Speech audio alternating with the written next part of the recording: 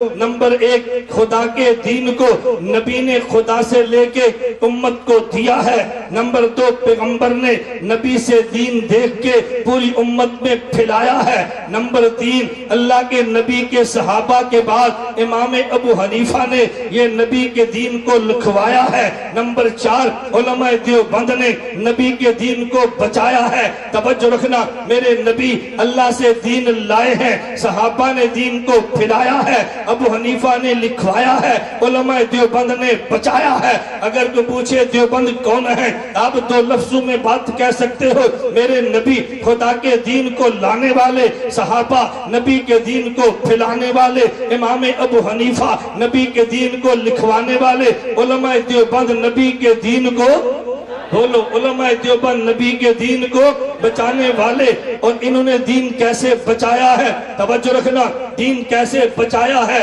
اگر تاریخ اٹھی ہے ختم نبوت کے خلاف قادیانیت کی، تو پہرا دینے والے علماء دیوبند ہیں، جیلے کاٹنے والے علماء دیوبند ہیں، ہتھ کڑیاں پہننے والے علماء دیوبند ہیں۔ اگر انگریز آیا غاصبانہ تسلط کے لیے، اسے توڑانے والے شیخ الہند دیوبند والے ہیں، حسین احمد مدنی دیوبند والے ہیں، حضرت مولانا عزیر گل یہ دیوبند والے ہیں، حکیم الامت مولانا تھانوی یہ دیوبند والے ہیں۔ میں سمجھانے یہ لگا، اگر تحفظ صحابہ کی تاریخ چلی ہے، کسی نے صحابہ پیغمبر پہ بھونک ماری ہے، تو دفاع کرنے والے علماء دیوبند ہیں، یہ دیوبند والے ہیں۔ ہر قسم کی قربانی دی ہے، پیغمبر کے صحابہ کا دفاع کیا ہے، بچے یتیم کرائے ہیں، دفاع تب بھی کیا ہے، ہتھ کڑی پہنی ہے، دفاع تب بھی کیا ہے، یہ جیلوں میں گئے ہیں تب بھی دفاع کیا ہے، دانوں کے نذرانے پیش کیے ہیں، دفاع تب بھی کیا ہے، علماء دیوبند نے دفاع کیا۔